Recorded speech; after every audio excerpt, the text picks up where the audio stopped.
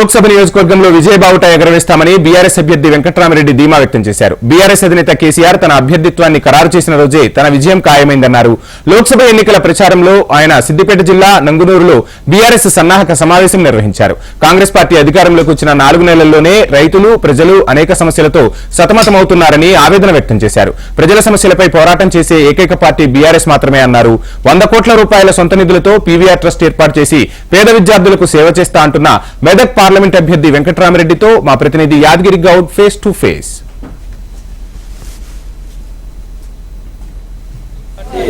Parliament అభ్యర్థి వెంకట్రామిరెడ్డి పాల్గొనడం జరిగింది. మనతో మాట్లాడడానికి వెంకట్రామిరెడ్డిని వారిని అడిగి తెలుసుకున్నాం. సార్, ప్రచారం నిర్వహించడం జరుగుతుంది, ప్రజల నుండి ఎలాంటి స్పందన వస్తుంది, మీరు ఎంత మేజర్తో గెలవబోతున్నారు? విశేష స్పందన వస్తుంది. గెలుపు నా అభ్యర్థిత్వం ప్రకటించిన రోజే గెలుపు నిర్ణయం. అందులో గెలుపులో సందేహం లేదు. ఇక్కడ రెండో విషయము, నేను ఇక్కడ 11 సంవత్సరాలు పనిచేయడం, కలెక్టర్గా జాయింట్ కలెక్టర్గా 7.5 సంవత్సరాలు ఒక ఐఏఎస్ ఆఫీసర్ హోదాలో ప్రజల మధ్యలో ఉండి పనిచేసి ప్రజల కలెక్టర్గా పేరు తెచ్చుకొని ప్రజాప్రతినిధుల ఆశీస్సులతో, ప్రజాప్రతినిధుల అంగీకారంతో ప్రభుత్వ పథకాలు చాలా నిజాయితీవంతంగా, పారదర్శకంగా, అత్యంత వేగంగా ఏదైతే ప్రభుత్వ పథకాలు ప్రజలకు చేరవేసిందో అదే నన్ను ఇవాళ పార్లమెంట్ అభ్యర్థిత్వానికి ఎలిజిబిలిటీగా క్రియేట్ చేసింది. ఆ నిర్ణయమే నన్ను ప్రజల హృదయంలో నాకున్న పేరే ఇవాళ నన్ను అభ్యర్థిత్వాన్ని పెట్టింది. గౌరవ కేసీఆర్ గారు, హరీష్ రావు గారు జిల్లా మాజీ మంత్రివర్యులు, జిల్లాలో పార్టీ కార్యక్రమాలు చేస్తారు. అదే మాదిరిగా మాకు కేటీఆర్ గారు కూడా వర్కింగ్ ప్రెసిడెంట్ గారు ఏదైతే పిలిచి నన్ను కంటెక్ట్ చేయమన్నారు. నేను ఖచ్చితంగా ఒకటే మాట చెప్తాను, నీ విజయం మేము డిక్లేర్ చేసిన రోజు ఖాయమైపోయింది. నువ్వు పని చేసుకో, ఎంత మెజారిటీ ఎక్కువ అనేది నువ్వు ఆలోచించుకొని పని చేసుకోమని చెప్పి నాకు చెప్పడం జరిగింది. ఆ క్రమంలో చేస్తున్నాను. ప్రజల మధ్యలో తిరుగుతున్నప్పుడు ఇవాళ నంగనూరు ప్రజలు వారిలో ఉన్న ఫైర్, వారిలో ఉన్న ఆదరణ ఇవాళ నా జన్మను ధరించే విధంగా, జన్మాంతరం నేను గుర్తుపెట్టుకునే విధంగా ఇవాళ ఈ మీటింగ్లో ఉన్న కార్యకర్తలందరూ కూడా నాకు వారి సంఘీభావం పలకడం, నువ్వు గెలుస్తావు, కంగ్రాచులేషన్స్ అని చెప్పి ప్రతి ఒక్కరు కూడా నన్ను ఇవాళ అడ్వాన్స్ కంగ్రాచులేషన్స్ చెప్పడం అనేది లేదు. ఢిల్లీలో లేని బీఆర్ఎస్ పార్టీకి ఎందుకు ఓటు వేయాలని చెప్పేసి కాంగ్రెస్ సంబంధించి కాంగ్రెస్ నాయకులు కావచ్చు, బీజేపీ నాయకులు విమర్శించడం జరుగుతుంది. వారికి ఏం చెప్పాలి? 2 విషయాలు ఇక్కడ. ప్రజాసేవ చేయాలంటే ఒక మంచి హృదయం కావాలి, మంచి సేవాభావం కావాలి. అబద్ధపు మాటలు ఆడకూడదు, అబద్ధాలు ఆడి హామీలు అమలు కాని హామీలు ఇవ్వకూడదు.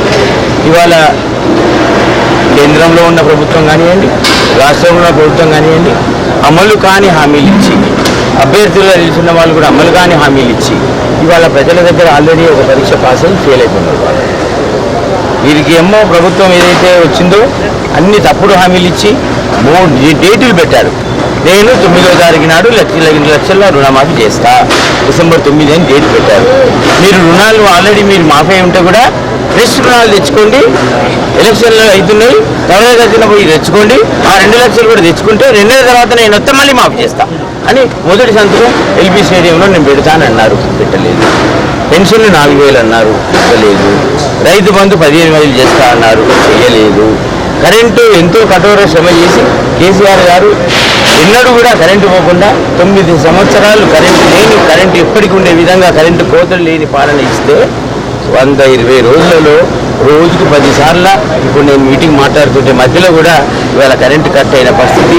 మోటార్లు మళ్ళీ కాలుతున్నాయి, స్టేషన్లకు వెళ్తున్నారు, వైండింగ్ చేసుకుంటున్నారు, జనరేటర్లు రాబోతున్నాయి, ఇన్వర్టర్లు రాబోతున్నాయి. మళ్ళీ పాత కాంగ్రెస్ గవర్నమెంట్ తెలంగాణలో రాకముందు ప్రజలు ఏ విధంగానైతే ఉన్నారో ఆ రోజులు త్వరలో ప్రజలకు వచ్చే విధంగా ఇవాళ జరుగుతున్న పరిపాలనను అరికట్టాలి అంటే, ప్రశ్నించే గొంతు కావాలి అంటే, ప్రజాప్రతినిధిగా ఉండి ప్రభుత్వ హామీలను ఖచ్చితంగా అమలు చేసే విధంగా కొట్లాడాలంటే ఖచ్చితంగా బీఆర్ఎస్ చేయాలి. ప్రజాక్షేత్రంలో ఉండాల్సిందే, ప్రజల పక్షాన ఉండాల్సిందే, చట్టసభలోకి పోవాల్సిందే, గొంతు వినిపించాల్సిందే. నన్ను అభ్యర్థిగా మెదక్ బీఆర్ఎస్ పార్టీ అభ్యర్థిగా ప్రకటించిన నాకు గెలుపు ఖాయమైపోయింది. నేను పేదలకు ప్రజాసేవ చేయడానికి నేను రాజకీయాలకు రావడం జరిగింది. నేను కలెక్టర్గా ఉన్నప్పుడు కూడా నేను పేదలకు ఎంతో సహాయం చేశాను. ఆ యొక్క నేను చేసిన సేవలే నన్ను ఈరోజు బీఆర్ఎస్ పార్టీ తరగా మెదక్ నుండి ఎంపీగా ఇక్కడ ప్రజలు గెలిపించడానికి సిద్ధంగా ఉన్నారని చెప్పేసి ఆ అభ్యర్థి వెంకట్రామిరెడ్డి తెలపడం జరుగుతుంది. కెమెరామెన్ చందుతో యాదగిరి గౌడ్, HM TV, సిద్దిపేట.